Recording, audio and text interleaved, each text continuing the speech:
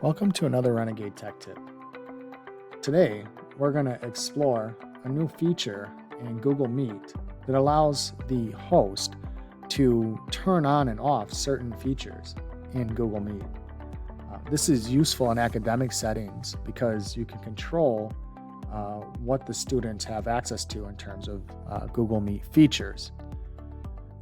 So, one of the first things that I'd want to do as I was setting up my classroom, if I were a teacher, would be I would want to go to Host Controls right here. And if a student is sharing their screen at inopportune times or misusing the Present Now feature, I can turn that function off for all of my Meet participants.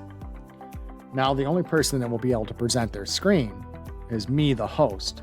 That's the only person that would be able to present to the audience, to the participants.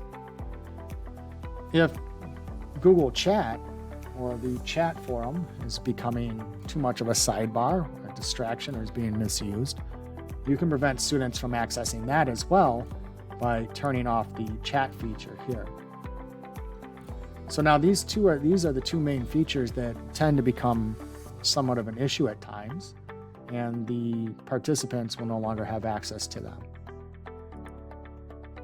With that, I can concentrate on delivering my curriculum and giving my presentation without worrying about students broadcasting, say, a YouTube video over what I'm trying to present.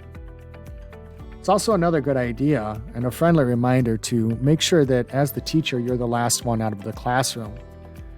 You really want to do this to ensure that the Google Meet is actually closed out and students aren't staying in there after you leave to use it for social purposes. If you're unsure of whether or not a student is going to leave, or you think that they're sticking around too long, you can actually remove them from the Google Classroom by hovering over their picture, and a little stop sign will appear, or a little do not enter sign will appear right in the center of their image, right about here. And you can click that and remove them from the Google Meet session, and then you can exit. So with that being said, always remember to be the last one out.